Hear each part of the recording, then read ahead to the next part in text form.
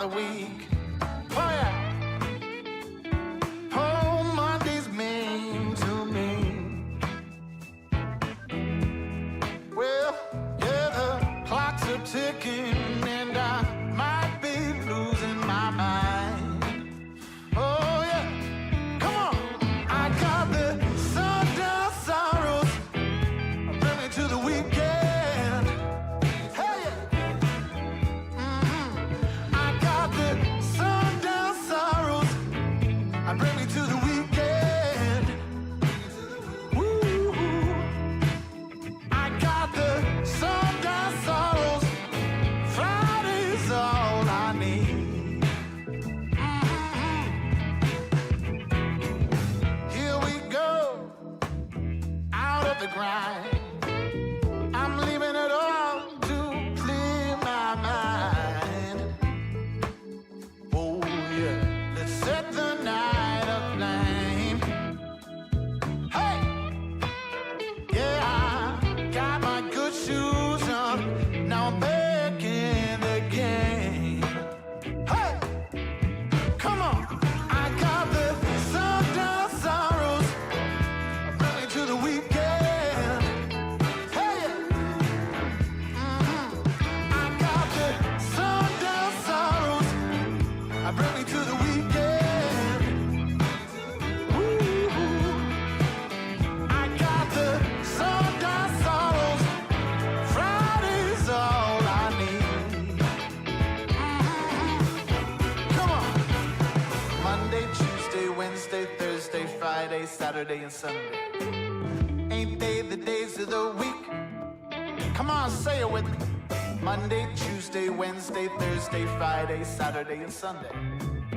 Ain't they the days of the week? If I had my pick, oh yeah, Friday's all I need. Come on. I got the Sundown sorrows, bring me to the weekend. Hey, I got the Sundown sorrows, bring me to the weekend. Woo. I got the Sundown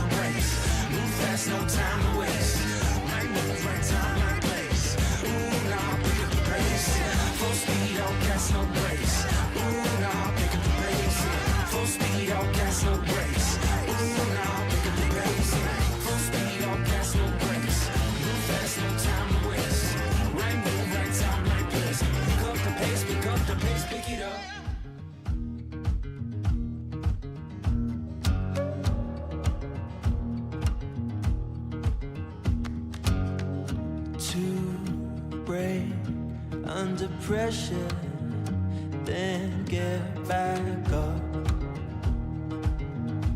Ooh, babe, you're my chisel, and I'm your rock.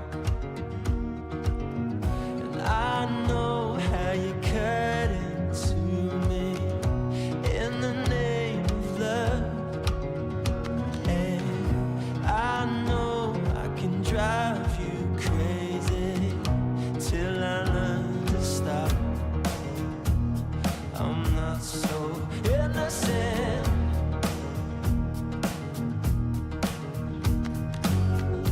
Doomsday, so subliminal, I got it wrong. I ain't got no lever to the sky. All I got is this song, yeah. And I know how you cut into me in the name of love. And I know I can drive you crazy till I learn to stop. I'm not so innocent. I'm not so innocent, but I'm starting to make some sense of it.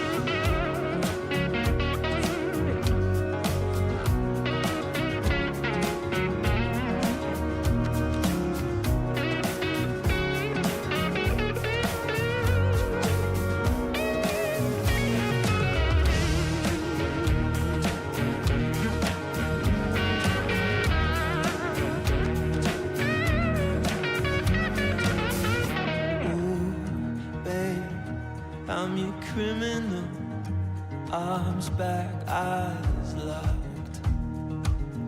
I couldn't see the rock was weighing down on me till it was too late. I know how you cut into me in the name of love.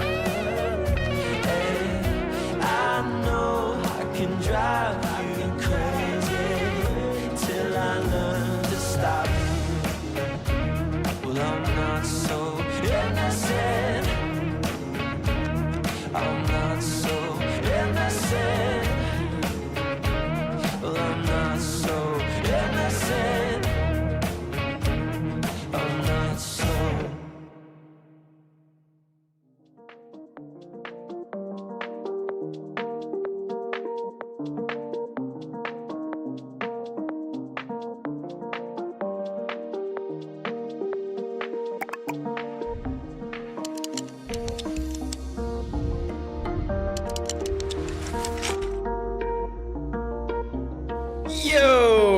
Yo, what's up, everyone? Happy Saturday. Were you not ready for that, Patrick? I was not. That's classic Patrick right there. Yeah. Keeping it classy. No more hand claps, so it throws you off. You're not ready for it. A little bit. Lego Adam looks evil. Does that mean real life Adam doesn't look evil? I'll take that.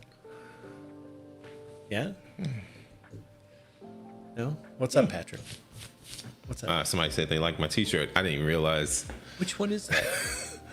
I don't know. I didn't even know where I got it from. Oh, was that Data from Bits? Power, Was that Bits? business. That was Bits, right? It had to have been Bits. It had to have been Bits. Because that was Neon was SQL the Bits. theme. Yeah. SQL Bits. Yeah. All right, and all the Saturday morning learning folks coming in. Howdy, howdy. Appreciate everyone being here. So, Patrick, how was your week, man? It was interesting. There was a lot There was just a lot, but it was a good week. I did a presentation at the Houston Users Group. Power BI Users Group. Did you Power say BI Users Group. users group or users group? Users. I heard Houston Users. Users Group, and I'm like, wait, what? Yeah. Yeah. How'd that go? It You was did good, right? It was good. It was good. Yeah. I talk too much. You've been around me too long. A little bit. Maybe when I start doing videos again, like you won't have to say so much because I'll start talking. Chewy was there. Yeah. At the users group. Yeah. Nice. So it was good though. It was a good So- week. What about you? So it was a good week. I felt like I was on fire, getting stuff done, knocking things out. It's all good. Cool. And Patrick was asking me, he's like, look, are you going to record videos for next week? I'm like, yes, I got it. And he's like, all right, so maybe I should record a video just in case. I'm like, no, don't do that. That enables me to not do it. So if you do it, don't tell me about Let's just back up. Let's back up to not last weekend because you were sick. The weekend before that on that stream. And you said, oh, no, I got it. I'm going to have two. I promise. Yeah. And I said, don't over commit. Okay. Anyway. Yeah. Got it. I'm excited. I'm like energized though. That's Okay. the difference. Like I'm there. Okay. It's gonna be great. Cool. All right. Go for it. So welcome everyone. Sorry for the little back and forth. I'm not sorry. It was fun. So if you are new to the live stream or GuyaNaCube in general, put hashtag new in the chat. We always love seeing the new faces. Just want to welcome you here and say thank you. And hope you enjoy it and also participate in the chat. Just say hi, engage, ask questions, answer questions, give your comments. So yeah, I do, Christina. I live dangerously. I do. Ask Patrick. Ask Patrick. Yeah. So I had to wake up Monday morning and record a video. Because I live dangerously. Yeah. That's how the world got the one report, two workspaces. Hey, and that video is doing great. Yeah. It's great. All right. Also, so shout out to members of GuyaNaCube. You help us do what we do here on the channel. We very much appreciate it. If you see folks with a green name or the GuyaNaCube logo next to their name, those are members of GuyaNaCube. Shout out to you. If you want to learn more about being a member, you can check out the link on the screen. I just dropped a link in the chat, and also you can hit the join button on the YouTubes and see what it's all about. No commitment required. Just a big thank you for checking it out. All right. Let's see who's new here. So we got, I'm going to say Wiam is new. Welcome. Sai Kumar is new. Rob is new. And that's all I see. So welcome. Appreciate you being here. Hope you enjoy it. And we're here to help. And Stina and SD, I have my Power BI 10 shirt on today. Amazing. We do not. But yeah, I think you're gonna see that shirt on us at FabCon Vienna. So Patrick and I we still have to coordinate our wardrobes and shoes and all that. I got a few new Jordans in the mail, and so I'm excited about those. So. Oh, look at that. Christina saying, I love hearing this. Christina said, good news. Speaking of new good news from some Saturday morning learning folks today about new jobs, data community at work. That's I know the awesome. job market is tough right now, so great to hear that. That's awesome. That is great. Awesome. All right. We have some rules here on GuyaNaCube. So rule number 1, please put Q : in front of the question. I am standing by to get it queued up. One time's all you need. Once it's in the queue, it's in the queue. We try to get to as many questions as we can, but we usually never get to all of them. So get them. Now is the time to get them in if you want a chance at it being brought up on the stream today. If we don't get to your question, come back next time and we'll try it again. So yeah, that'll be great. Yep. Rule number 2 is do not spam the chat. So we have a 3 strikes rule here on Guy in a Cube. If you spam the chat, either with your question or anything else, one of our moderators will put you in a timeout. So please don't do that. Be respectful in the chat. As most of the times, everything is good, but occasionally it happens. So yeah. And then rule number 3. Members, please hold your questions until the second half. I'll let you know when, and then we can get into those questions. So the second half will be that. Throughout the entire stream, if you have a burning question and you want to get it answered, super chats are a way to bump priority, regardless of whether you're a member or not. A super chat will be the next question if you use that as a mechanism for your question. Or you can just do a super chat just to do a super chat and help support us here on the channel. And we appreciate that too. Carrie's got to go drop a turtle. Hopefully you're dropping it off and not just dropping it. Like that would be bad. So yeah. And Mark is in the chat. Excellent. I noticed Matthew, and I don't think Alex is going to be in the chat today either. So I think they had some stuff going on this weekend. That's all good. Life happens. So and then Jared coming in the chat with some nice comment there. Come on, refresh. There we go. Jared saying, thank you for providing this platform to learn. Always a quick go Tigers to Patrick. Or also, yeah. Go Tigers. Yeah. Go Tigers. Go Tigers. That's like Patrick's love language right there. Yeah. Yeah. All right. Patrick, you ready for the questions? We ready to get into let's this? go. Let's do it. Yeah, all right. We ready. Data is King. First up in the chat. Data is King's been around for a long time, so happy to see you again. The Power BI trigger that is used for a Power Automate visual stopped storing the measure that I created. Any ideas? What does that mean? I don't even know what that means. So the I saw Power that BI question and I was trigger. So you put the Power Automate visual on the report page, and then that's linked to. That's what triggers the Power Automate, and so as part of that visual, I'm assuming you put in like a data field there, and one of them's a measure. So what does that mean that it stopped storing the measure? I don't know. What does stop storing mean? Yeah, I don't know. So does that mean that the visual, like it doesn't represent the measure anymore? The data's not getting over on the Power Automate side, like the data for the measure isn't there? Then I would start, if the data's not coming through, but the measure is part of the visual or whatever, I would look at, in the context that the visual's fired, is that measure actually returning anything? Like, is the context right? Is the data right? Because maybe it's just blank. Have we debugged the measure? Yeah, Thomas, don't get caught up on trigger. I think that's just the verbiage that was used for the question. I don't know. I think it's just the linking of the data to the Power Automate visual and then going off to Power Automate. Right. Data is king. The visual doesn't see the measure anymore. What does that mean? What does that mean? Doesn't see the measure. That's what I'm getting tripped up on. I'm not sure what that means. So like when you put the visual on the canvas, you tie in fields as part of that visual, right? So let's see here. Let me go. Are you trying this, Patrick?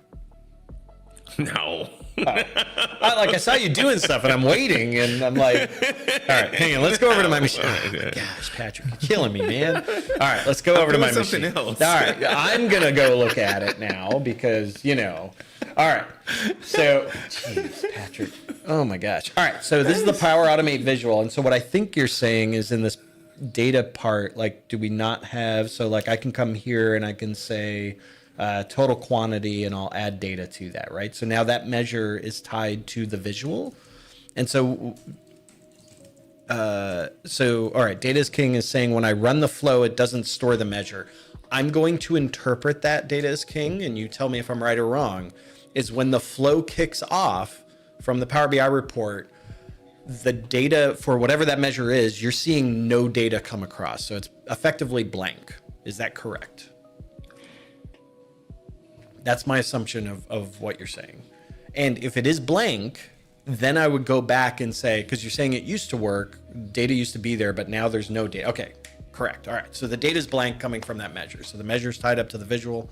I would do a couple things. I'm going to put my troubleshooting, debugging hat on. So the first things are, can we put in a category or something? Can we validate data is actually flowing through regardless of what it is, right? Like, let's just, see if data is coming across at all. If that is true, then I go back to the measure and say something's wrong with the measure more than likely. And so whatever is the context for that measure when Power Automate gets kicked off from the visual, it's just blank. Like there is no data. And so now it's a question of why is that measure not returning any data? What's the context of the visual at the time that you kick it? And then just start debugging it from there. That's where I would go with it. Did you listen to any of that, Patrick? No. No, I didn't think so. All right. Excellent. Patrick's in the zone, and that zone does not include me. So, I know. I'm sorry. No, I'm sorry. Are you? Are you? Really? You're not sorry. You're doing your thing, man. Okay. All right, so I'm going with that. Oh my gosh, Patrick. I'm sorry. You're killing me. You're not sorry. You're not sorry. And you shouldn't be sorry, man. You're focused on something, and I want you to do that. So I got it. The funny thing I got is, the Power Automate thing. You can see my screen. So I can see your screen. That's why I was like, he's doing something, but I don't see the Power Automate visual. So I'm like, are you like even thinking about this? He's like, no, man. I've got like a table visual. Now he's in like entering data inside of Power Automate or Power Query. He's got nothing. I always can see Patrick's screen. So that's why sometimes he'll say, hey, go to my screen. I'm like, I will not, because you don't have it up on your screen. Oh my gosh. Wait, Christina, this makes you miss Martha. I don't know what that means. I mean, we miss Martha for sure. It's okay. She's doing really well. She's doing really well. So yeah, she's doing great. She's doing great. And she's actually working on stuff like as she has time, but it's just she's not available for the stream right now. So yeah. Oh, she'd be laughing. Oh yeah, she would. All right. Data is king. Hopefully that gives you some ideas. Go work on the measure, figure out why it's sending blank, and see if other things can send data. I think it's the context of the measure in that case. I think so. Good luck with that. All right, Sahil. Oh God. All right, Patrick. This is a question for you, so pay attention, please. Okay. Are you with me? You're not with me. You're not even looking at the camera. You're looking down. This is a sequel question. Okay, let's go. All right. Let's go. Oh my gosh. Sahil, we want to build near real-time report from a SQL query. That's what I'm working on. That's what I'm working on. Oh, this is the question you're working on. Okay. Yes. All right. So this is your question. Oh my gosh. Oh, Patrick. All right. We want to build near-time report from a SQL query, but the problem is I have 10 different databases for each region. Wow. Can we switch the data source based on the query parameter using slicers? So I would say it depends. Wait! Don't say anything yet. But it is going to be an it depends. So you got to get $1 for the jar because you weren't ready for that.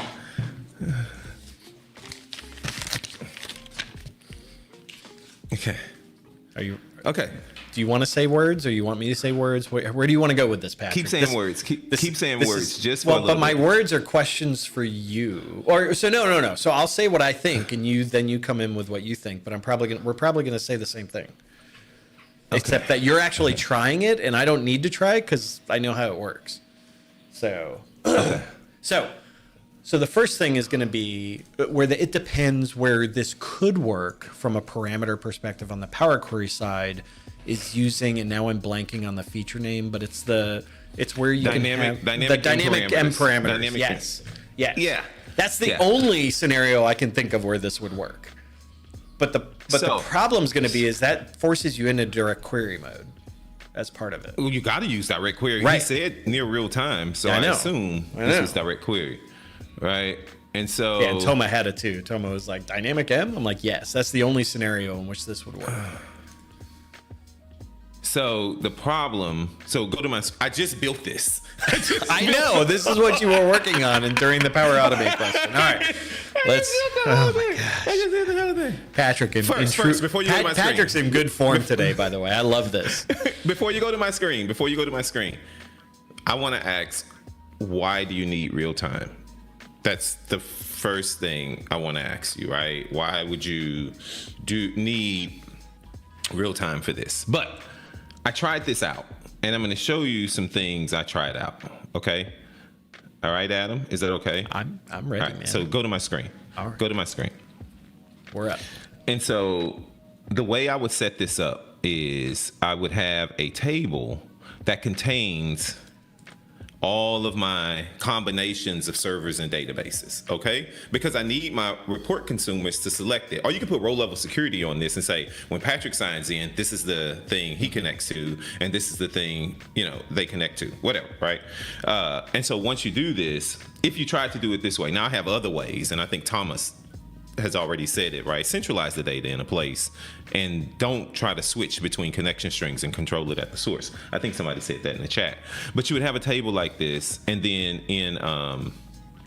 in Power Query, you would parameterize your sources. So like, for example, in my tables here, if I go to the source, you'll see that I've parameterized my connection strings, right? See, I parameterized my connection strings. So lovely. And then when I go back over here into the view, I would have these slicers in my table. I would have these slicers that I create that belongs to, and make them single select, because you only want to select one server and one database, but you need to know the combination. So keep it filtering. And then on the model view, you would go and bind these to the parameters, okay? You would go bind them to the parameters. So you see I bind this into my database parameter, then I bound that one to my server parameter, right? But the problem is when you do this, you get a nice little error because Power BI tries to do some wicked queries here to pull this back. Wicked. Right? Interesting. I don't know what it's doing right here. But it's trying to do something, and I haven't dug into this more, but it's trying to generate more than it needs to, because I don't need it to generate that. I just need it to replace the server name and the parameter name. Okay, watch this though. If I go here, if I get rid of this, and then I go back to here, and I say none, and I say none. And wait, check it out. Is everybody laughing at me? No. Data's King said that looks janky. It is. It's very janky. It's very janky. And so if you take a look right now, you can see the bottom row. I'm going to my No Lakehouse warehouse, and I have my server name, and you can see the result is returning from there, right, Adam? Yeah. You see No Lakehouse, and I got it. I'm just getting some query insights. If I switch this up, and it's janky, right? And I'm trying to prove a point that you shouldn't do this. This is the point I'm trying to prove. You probably should have started with that. Yeah. And so if I go here and change this to that server, and I'm not going to try to type here, and this database, and click OK, if you pay attention, and I click apply, it's actually going to switch the connection string because I'm changing the server name and the parameter name, and now it's pulling the insights from the other database. You can absolutely do this, right? If you have a way for your users to switch those parameters and you teach them how to do that. But with dynamic M parameters, you can't, because that's what I thought. Immediately when I saw that question, I'm like, oh, this would work with dynamic M parameters. And so I had to go down the journey, and I missed the first question. So sorry. I missed the first question. It's all right. We got the first question. I had it. All right. Dynamic M parameters are risky. You can try to do these things, but why not fix the process itself? Yeah. Because I think the process is to collect the data and centralize the data in one place. Warehouse. And then add some type of security there. Yeah. Right. And add some security there. And then you could, I was thinking what Christina was saying. You could try to point this at an event house in a Kuso database if it's highly transactional. I don't know. There's so many things, but yeah. Okay. Sorry. Yeah. No, it's, just because you can do a thing doesn't mean you should do a thing. Why are you sorry? Yeah, I'm sorry. Very sorry. When I saw that question, I was like, ooh, I can build this in a few minutes. All right. Yeah, and you did. You completely ignored the Power Automate thing, which is great. Because we're both on this, right? And we both contribute. Yeah. Yeah. All right. Cool. Let's go next one. Jay Wash. Any good ideas for storing the output from one semantic model so that it can be used in another model? And I will say yes. We have a video on that. Uh-oh. Are you there, Patrick? Uh-oh. Patrick froze. He'll be back. He'll be back. But yes. We have a video, so check this video out. So this is about One Lake integration. Okay. Hey, you're back. All right. It's all good. I say don't do that. Though. You did. Why would you pull data from? I did a video. So it's the One Lake integration with a model where it puts it in the. I get that Lake. point. I get it. I was showing people how to do that, but why do you want to? But why do you want to take model data from one model and put it in another model? I don't understand. So I could see a scenario where you've done. So I've got some legacy models that are out there, right? They were import mode, and I did some stuff in there where I do want to leverage that in another space. Maybe it's data science, maybe it's, doing some other things, and that's available to me. And so now I can reuse that data. Now, as opposed to getting it into another model, that's where I get a little like, why are we doing that? But when I hear use data from one model and another model, I'm also thinking about DAX and those measures, right? Yeah, the so it's only the measures, they table don't data that goes into One Lake. It's not the measures, because you can end up in issues with like non-additive values and all sorts of weird scenarios when you do that. So you definitely do have to be careful with that. But I would also say, like, if there's something in the model where, like, oh, my calendar table, it's in this model and I want to reuse that in others. Well, where did you get that in the beginning? And that's where we go back to go further upstream, right? Get something where it's somewhere usable. Composite model's another option as well. Composite model's another option. I mean, there's options. I'm just trying to figure out, why would I want to take that data out of my model if I've already built my model, then I want to put it in another model. Yeah. That's all. So I guess it depends on, like, what are you trying to do and why? Yeah. What are you trying to do and why? Yeah. Go back to what So your you can't- goals are, and then figure out how do you implement that based on that. Yeah. You can do it, though. You absolutely can do it. Yeah, there's export several to different Excel. ways. There you go. Oh, Oh, that's funny. All right, next one from None, another longtime participant in the live streams. Can you show how to use Power Query with a direct connection without build permissions? you need build permissions to connect to a semantic model. Yeah. Build permissions is on the semantic model. Yeah, I don't know yeah. where else build permissions would go, so I'm assuming they're talking about a semantic model. You need build permissions. Yeah, you have to. Yeah, That's the point of it, is to control who's leveraging the data in that data set. So yeah. Sorry. We're assuming that you're talking about a semantic model now. Yeah. We're assuming you're talking about But yeah, direct connection to the semantic model, but without build permissions. So you need that. So yeah. It's a good question though. Yeah. It's the first time I've actually heard that. All right. This question, Patrick, this next question actually gave me an idea for a video. Okay. You ready for this? And it's ready. what it's one of the things you're working on. Okay. All right. I have a Mac user who wants to do Power BI. How good is the web interface these days? What are the limitations, issues? What should we be aware of? I could not find any current comparisons, which I'm like, we should do a video on this. Yeah. I want to say there's one big limitation right now, and it's out there, and I don't have to tell you, wait, go put ideas. Adam and I looked at this the other day. I was telling him about it. I was like, oh, did you know? And so you can edit an existing semantic model, but you can't start. Can we go to my machine? No, we already did that. Hang on, touch it. You used up all your tokens. Oh man. No, let me know when you're ready Let's for me to go. switch over. Yeah, Because you're not ready for it yet. I'm not. Because I can see your screen. We were just having this conversation earlier this week. It's crazy. Yeah. Don't use a Mac. Tom, there's lots of people that use Macs. It's fine. Just use Parallels with it. He used to be me. All right, let's go here. This is a good workspace. Let's go here. So the challenge today, can you see my, are we there? You're up. Yeah, the challenge today, if I go new item, I was just telling Adam about this. Yeah. I can choose semantic model. Can I not? Yeah, semantic model. And it lands right here. And it's like, what do I do? Right? But if I go and I say, look, I'm going to enter some data. Watch this. I'm going to say, I don't know, cars and Tesla. Right? And I say, create my semantic model only. Right? Only create my semantic model. Once the semantic model is created in the web browser, oh, come on, don't do this to me. Anyway, once it's created, you will actually get, so now why did it do that?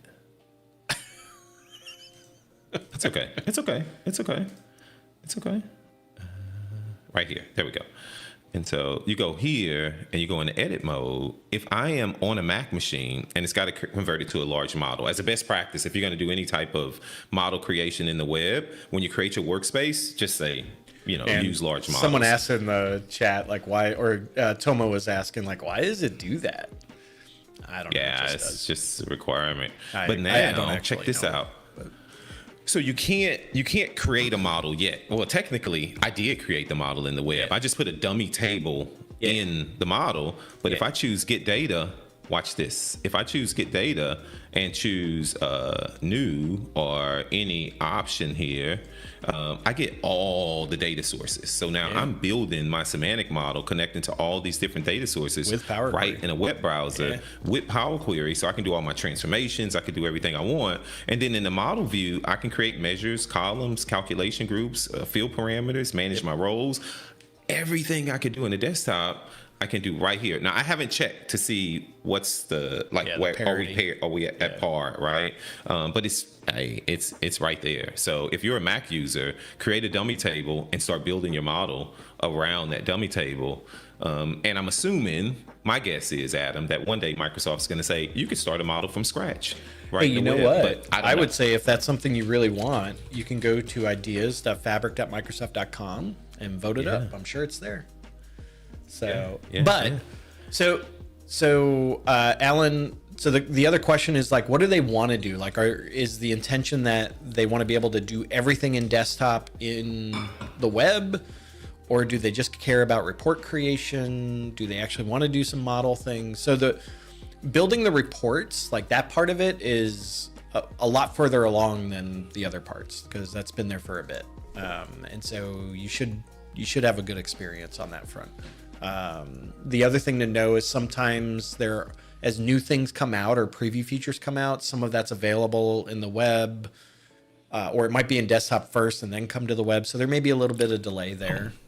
But they're doing more report creation. Do that. Do it. You can do it. Go for it. Yeah. There may be some differences, but I would say like 90% of it, 95% of it's all the same.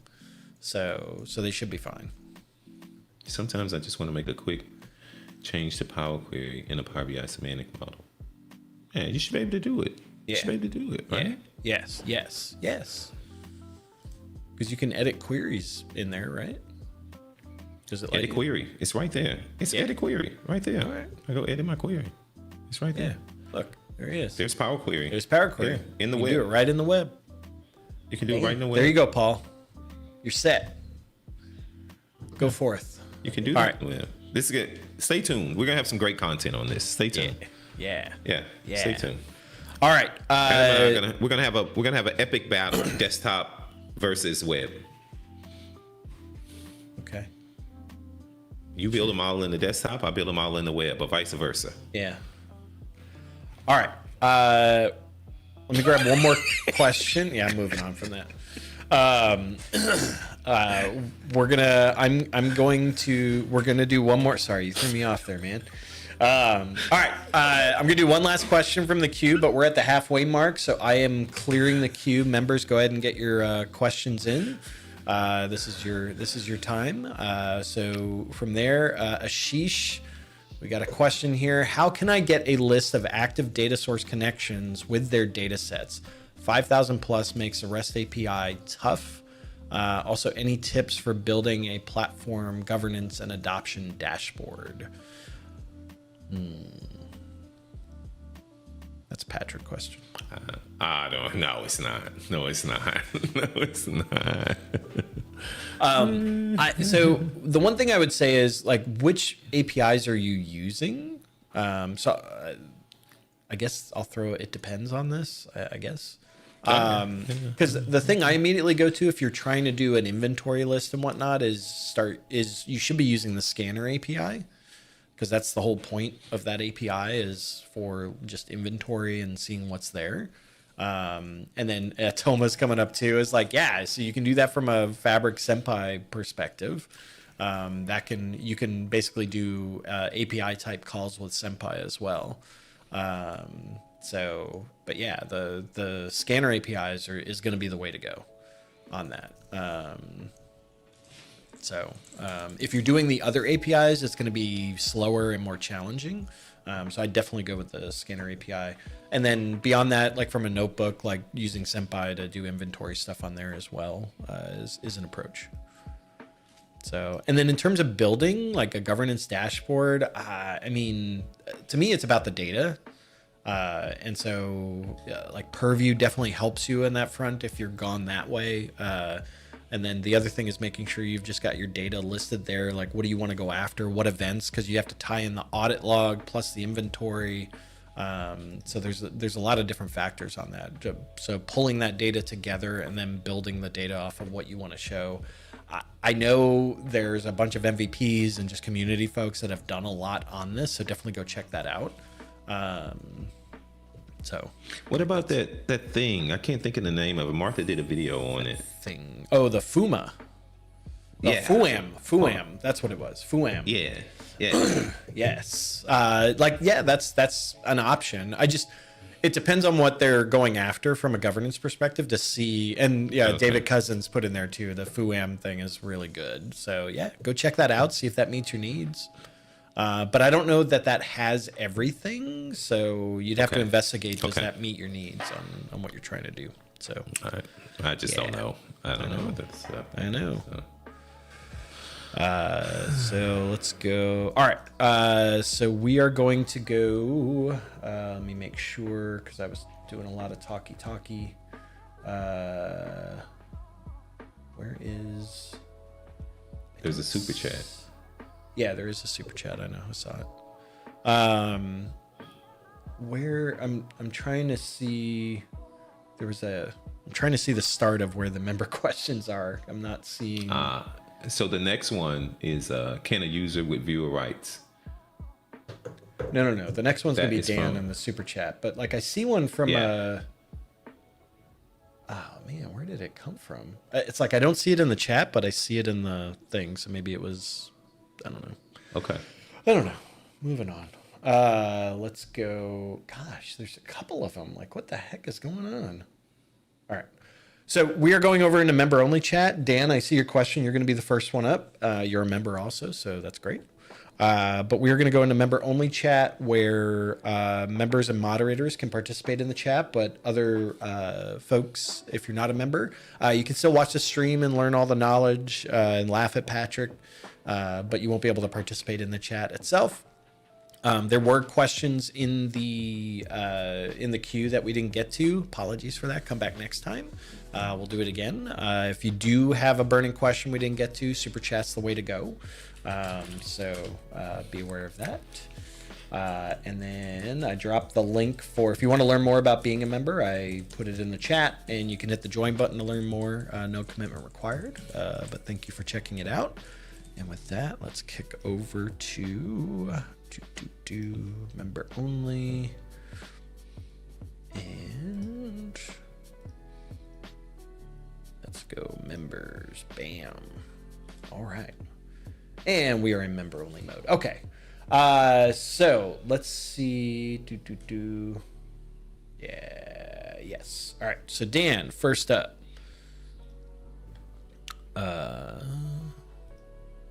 Go Dan. So why can a tenant admin not manage a user's connection let's see. Why can a tenant admin not manage a user's connection in Power BI Connection Manager? What does that mean? Power BI Connection Manager? Yeah. What is Power BI Connection Manager? Let me see. So the super chat, it was worded a little differently. Let me put that up. So as a Fabric tenant admin, I'm not able to assume control over a connection created by a user. Oh, I know what they're talking. Okay, here, let me go over. That's actually a good question. So when we go to, so like if I go to AdventureWorks, so like on a data set, I can come over and I can, if I go to settings, I can take it over, right? I'm already the member, so, or I own it already, so, but I'd be able to take over the model. What you're talking about is under manage connections, like you're not able to take it over here. And so I think part of the reason there is because those connections are defined by the individual. And so you'd have to go into the data set and rewire up the connection. Because like even the stored credentials themselves, the encryption for that is based on the user that created it.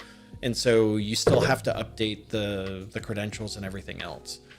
So I think that's the reason. So if I go on the data set and the connection's there, but it's not connecting, I have to create a new cloud connection.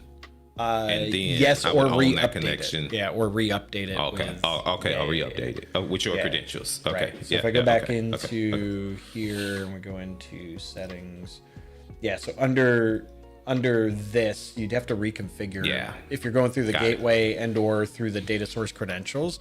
But because it's basically those credentials are they're assigned to that user that created it, so you got to redo that. That's why. So David said toggle the admin setting on. Wait, what is that? Wait. So what actually happened is the user was deactivated and they created notebooks. We deactivated the user and could not see any connections on the notebook after taking over the notebook. I think that goes back of like you have to rebuild the connection in that scenario. Well, I don't understand what a connection in a notebook means. I don't know what that means. Pull up a notebook on your end. Yeah, but you don't add connections in a notebook. You write code to connect. What do they mean? It's not like Power BI where you have a visual interface to create connections. I thought there's a way you can establish something from a notebook perspective, like in the environment variables. Is there nothing in a user defined? Or maybe it's something I don't know. I mean, I'm not an expert in that area. So, but if I open up a notebook, there's no where to go and add. Oh, he said pipeline. Sorry, Dan corrected himself. Okay, pipeline. that makes sense. Okay. Yeah. Okay. So so I think the way the connections are handled, my experience with it. So I'll be fully transparent. I don't know the actual answer, so I'm kind of making an assumption based on what I know. Is those connections are tied to a given user, and so if that user gets disabled, they're like, oh, no one can use this connection now. So you got to rebuild a new connection as part of that. If you want, and that's just the current behavior. And so if you want a different behavior, and like get your feedback in, right? So go to ideas. I think that's just the way it works today, defined on how connections work within inside of Microsoft Fabric. So, yeah. I wonder what's the source they're connected and Dan, I get that, but I'm saying I think that's how it's been implemented. So, yeah. Go to manage users on the connection. So Kevin, I think the difference, so what Kevin's talking about, here, let me go back to my machine. If we go down to here, so I think what Kevin's talking about is you can manage users on a given connection that's defined here. But the problem is that I think what Dan's saying, Kevin, is that so you can see here tenant admin, and then I'll see Patrick stuff here. But if the user, at some point I'll see Patrick stuff. But if the user is then disabled, this goes away. Oh. Yeah, David. Yeah. But I'd have to try it, but I think what he's saying is like they're not here anymore, and so you can't just go to manage users. So yeah. Yep. Yep. Okay, cool. Good. What? Matthew said disable my account to see. Yeah. No, we're gonna create some connections with John Doe, and then we'll see what happens. Yes. All right. So Prachi, I don't have your questions here because you didn't do the colon on the Q. So let me pull up because I think Prachi was the first one really coming in with that. Yes. Okay. So Prachi had a 3-parter.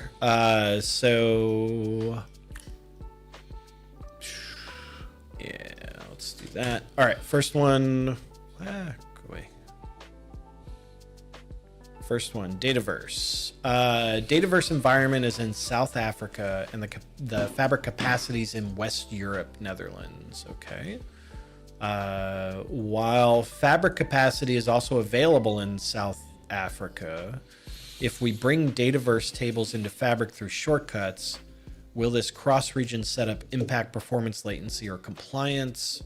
And then since we cannot migrate Dataverse or Fabric to make them in the same tenant region, what are your recommendations for best practices for such cross-region scenario? So it depends. You got this. Go. Yeah. This is my question. So I would say you can create a capacity in that region for your tenant. So you'd have to spin up a new capacity, and you can define what region that capacity goes in. So yes, your current capacity that's in West Europe, that's different. So you'd have to spin up a new capacity in South Africa if you wanted that in terms of closeness. Wait, you did a correction. What was the correction? Fabric is in West Europe. Yeah, that's what you said. Oh. Is that not what I said? I Oh, yeah. Okay, so you said fabric capacities in West Europe. Yeah. So the home region for the tenant also is West Europe. So that makes sense. So the challenge with this is going to be So I'm assuming Dataverse in South Africa works if your capacity is like, apparently that works. I'd have to try that to know if you can go cross-region on that to even begin with. So let's assume you can. Yes, having different data regions, there will be some latency there as part of it. Now, the thing is, because it's Microsoft and it's the capacity and we're going over, that'll actually go through Microsoft's backbone. So it's not actually going out over the internet. And so you do get benefits as part of that. Because of it, but you will still have latency there. And so to be the fastest, you want them in the same data region. That's always going to be the fastest. And then in terms of, are you actually getting impact from that? You have to test it. I don't know. Because it depends on a lot of things, like how fast is Dataverse coming back? Like, what is the actual network latency? And you'd have to compare apples to apples and then apples to oranges to get that. So I would get your baseline, set up a capacity in South Africa, do the same thing and do a baseline test on that, and then do it again from the capacity that's in West Europe and compare them and see if it's different. Yeah. And if it's different, it's probably because of network latency. There's so many things, right? This is truly like an onion, because, and then how active is whatever's right into Dataverse? How many transactions do you have going through there? So many things there. So many things. Yep. Cool. So cool. It's a good question though. And that's true for more than just like Dataverse. That'd be anything, like, when gateways come into play too. It's about, where do you go? Like, you're going to take a hit somewhere. So where do you want that to be happening at? So, but it's even Matthew's comment, right? So what are the compliance concerns? Does the data have to stay all in one region? Because Europe, I know they tend to have like strict rules around data residency, and so yes, you potentially have that challenge, right? So and you've got to figure that out. I have to believe there's a way. Like, Dataverse is kind of out of, it's not our wheelhouse, so I don't know. But I have to believe it's out of your purview. Is it out of your purview? Yes, it's out of my purview. But I have to believe there's a way. So like, and I know on like Power BI Fabric, there is a way you can change your home region, so where that tenant is, And so if Dataverse is coming out of South Africa, I think there's a way you could do that. It could be very problematic though, because like on the Power BI Fabric side of it, you basically start over in a new tenant. You got to rebuild everything. So it's very invasive, and you don't necessarily want to do that. So that's a business decision at that point too. So cool. All right. Adam let Patrick toss it out. He can't hold it no more. I don't know what that is referring to, but sure. Yeah. Okay. Isaac's got the next question, and then the queue is clear from what I can tell after this. So if you do have a question, get it in. But I don't see any other member questions as part of it. So, and then, oh, Isaac just came in with another. Excellent. All right, so let's go. Here we go. Hey guys, this question is more on the Azure side. NAT Gateway ran my resources out after weeks of inactivity. NAT Gateway ran my resources out. Okay. Still not able to delete the gateway and go with another solution. Any hints, please? The second part, tried to disassociate the subnets before deleting it.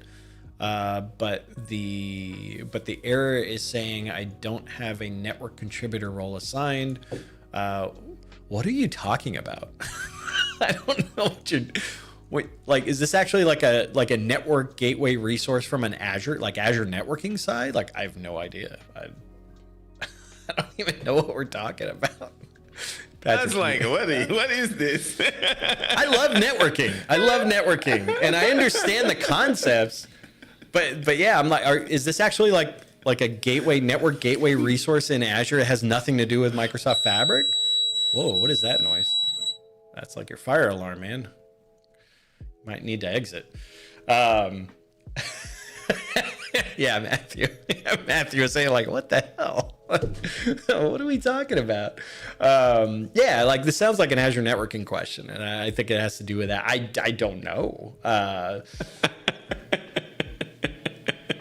It's like Kerberos. When you were reading it, when you were reading it, I was like, yeah. Like, he's like, Patrick's like, it's definitely an Adam question. I just don't know if Adam knows. Yeah, I don't. Isaac, you got to give us more info. What are you talking about, man? That was great. That was great. I'm just like, what are you talking about? Like, I don't know what you're talking about. Oh my gosh. I'm going to assume you're talking about an actual Azure networking resources, and I'm going to tell you, like, I haven't really mucked around with it to know, like, I don't know. I don't know. Oh, so I'm so sorry. I'm so sorry. I really enjoyed every moment.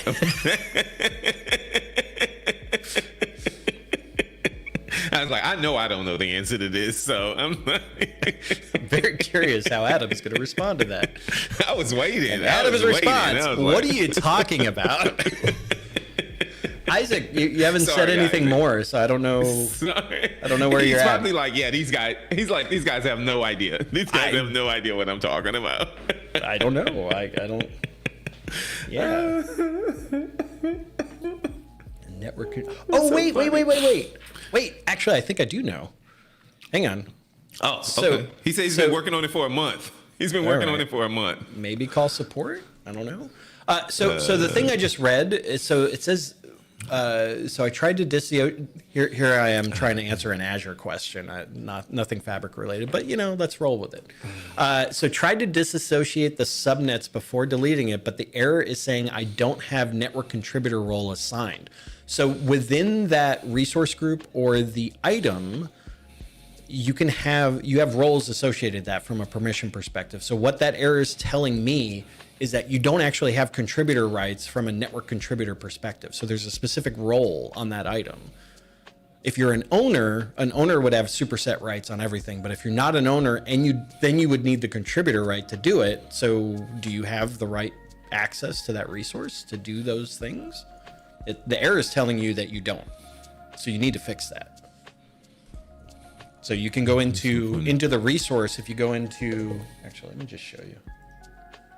This was so funny. Yeah, but I'm redeeming myself on this, I feel. Potentially. Hang on. So let's go into, I'll just go into this. I'm just going to go into a storage account I've got. Here, let me go over my machine. So if you go into access control in here, under role assignments, you'll see that, look, I've got owner rights and then I've got network contributor right as part of this, right? Do you have that network contributor right? Because the error is telling you that you don't. So you need to get that. That's my contribution to that question. So Hey, let me know. yeah, it's great. Let me know. I'm happy. I know a little bit. Oh no, it's great, man. It's I awesome. know it is. It's amazing.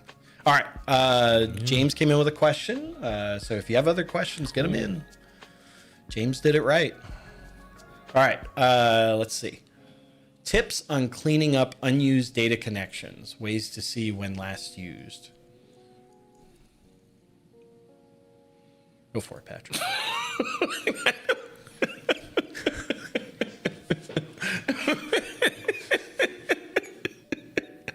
It's a great question. It's a great question. Perhaps Where do you go? Depends. Where do you go to see unused? I don't know if it depends. I would say an don't know if API. it's possible. Is there an API that allows No, you I'm to going see? to look. I'm going, if I can actually find it. There we go. Connections. Where would it be? Environment. No. What are we talking about? Just all connections? All connections, I'm assuming, right? So I think it's, so like where I went before, hang on, let me go back to my machine. Yeah. So I was looking here, like the managed connections and gateways. So I think, because you can get a ton of connections in here, right? So it's like, how do I clean these Yeah. up? The first thing I would say is, like, do you need to clean them up? Like, is this, I want to clean them up. is it where there's a business reason why you need to do that? Or is it just like, look, it's driving me nuts and I want to clean this up because my OCD is kicking in? Remember when I did the video, on it? No, I don't remember. Remember I did the video on it? Yeah, I did a video on all these connections because it's just that page. We need some help on that page. We need some help. Yeah. We need some Patrick Love on that page. That's what we need. Yeah, we need some help. So, Connections. So if you I go to don't see core, if you go under core, Oh, look at there. and then you can go to connections. List connections. But it doesn't show like So connection. this is not an used. admin. Oh, so let's look under admin. I did. There's nothing.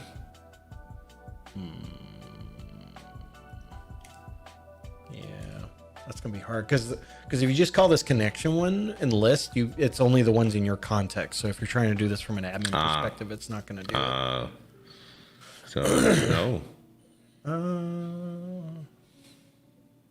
Yeah, it doesn't say anything either about. Yeah, that's bunk. I don't like that. I don't like that. So that's going to be a problem. I don't know, James. It's a great question. I'll have to follow up on it. Because I don't see a way to do it from Who an owns admin. We need to find out it's the who data owns this integration page and go It's talk the- to them. It's the data Yeah. integration team. Okay. We'll have to follow up on it. Yeah. Yeah. So, but the other thing to look at too, well, so the scanner API doesn't list connections, it lists items. I don't think it lists actual connections, but the scanner API may be something that could give you some insights from an inventory perspective. I don't know. So yeah. Yeah, so Christina, I was thinking that too. The Power BI REST APIs, they have stuff for connections. I just don't know if some of that's changed as some of the connections have been improved for like Fabric items, and does that translate through to the Power BI REST APIs? Also, I don't know. Let me look. Oh, no. I meant to have a space there. There we go. Let me see. Under admin...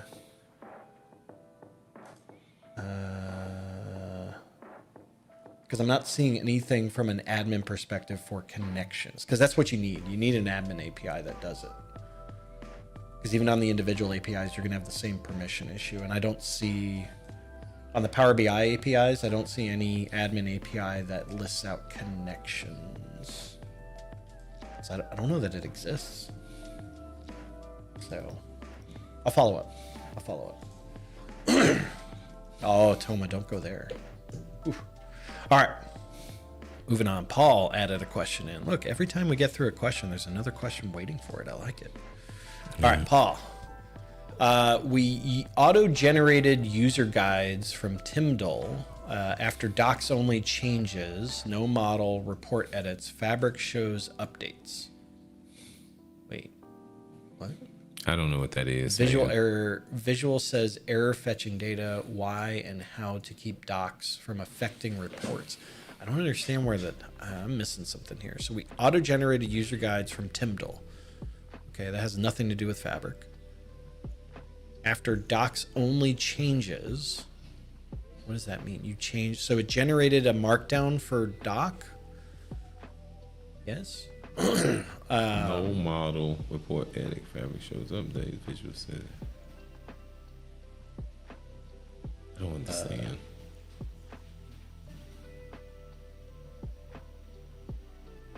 Yeah, I see you, Matthew.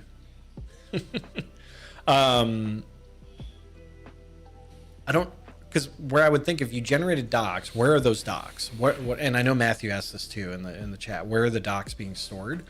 I would imagine you generated markdown files as part of that. Maybe That's what he just said. He just said. Yeah, we added markdown for each model in the repo. Same folders. Okay. So that's not going to affect the model itself. So something else happened there. So you updated the model, right? Fabric shows, so Fabric is showing from a Git integration perspective. It's saying there's an update, but the update's on the markdown file, not on the models. And then you have a visual says, so you have a visual in a report. That it shouldn't have affected the report. It didn't change the report. Oh. No. Something else is going on there. I think we're missing something. I don't see how changing a markdown file would affect anything on the report or the model. I'd have to try and repro it. And can you repro that in, like, if you spin up another just blank slate and try it again to see if you get the same behavior? Does that happen? Yeah, that's the thing. I mean, look at the commit history on the report and the model, and was that really the only change? Like, the beautiful thing about Git integration is we've got the commit history, so we can see who did what, and we could potentially roll back, right? Yeah, I would, like, changing the markdown shouldn't, in the name of the file shouldn't matter either. It's a markdown file. It's a different element in the repo. That should not affect the model or the report. I don't see how it would. Something else happened. So, yeah. Yep. Cool. Oh, look at that. Andrew coming back. Andrew said, I checked and confirmed that metadata scanning, so the scanning APIs, will return the connection ID and gateway ID for all connections referenced by item. Doesn't help for unused connections, yes, but it gives you the inventory at least, and then you could potentially go after the other part of that another way, right? So it's one part of the puzzle. So Paul said, I don't think this is right, but I think it was a poorly written DAX to begin with, and that was exposed when creating the doc. Yes, but doing a doc change would not affect the model and report, though. So that's what I'm saying. So the fact that you're getting an issue in the report, something else is happening. So it wasn't because you changed the markdown file. So, yeah. Now, I mean, they still may have bad DAX, and that's a whole different problem. So, all right, we made it. Patrick, we're done. Cool. Some more questions? Yeah, I just checked out. You checked out?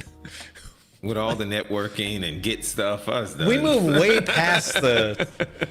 I know. I wasn't even paying attention. Tied the networking, man. The networking was amazing. That was I redeemed myself on that. I felt good about that.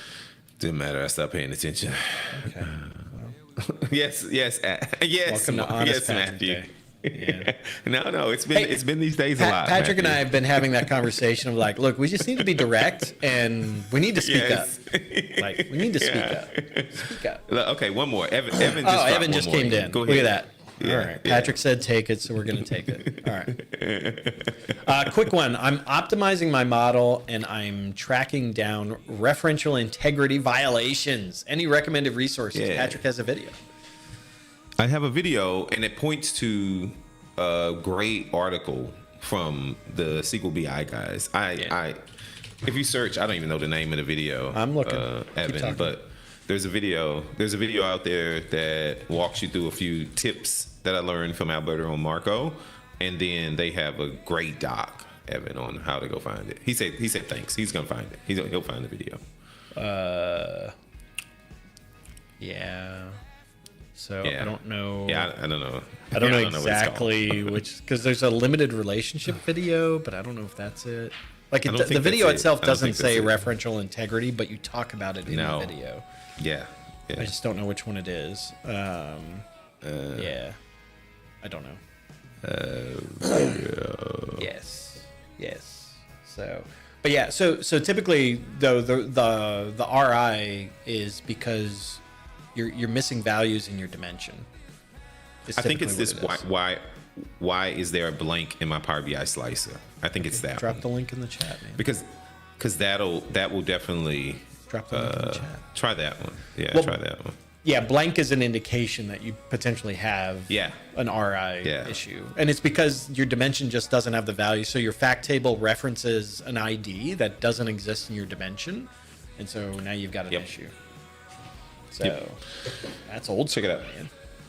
Yeah. So that's my favorites, though. That's my favorite. I know. Yeah. All right. Patrick, closing words of wisdom. Yeah, I just said it. Check out. Sometimes it's okay. Sometimes it's okay just to check out of all this tech stuff and go ahead. Do you mean like check out from like a source control thing? Like you check out the item Man, no? that's tech stuff. You just checked out. You're done. All right. When I get off this call with Adam, I'm closing this laptop, turning this light off, and I'm walking out. I'm checking out. Take a break. checking out. Take a break. Disconnect. Yeah, take a break. Yes. Oh, yeah, yeah. All right. I love it. And I'm going to do the same. I got to go grocery shopping. So, Yes, there you go, Adam. Check out, man. yeah. All right, everyone. Thank you so much for another Saturday.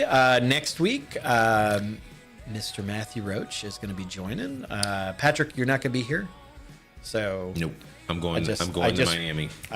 He had told me that before. I didn't know that. So, he reminded me yesterday of that. So, yeah. But so it'll be Matthew and I. We'll have a good time. So No. yes, he is a slacker. I know. It feels like every not. time Matthew's on, Patrick's like, I'm out. Patrick checks out, right? So just full circle on the thing. He's like, check out. So all right. Have a great weekend, everyone, and we'll see you next week. Two fingers. We'll see you. Bye.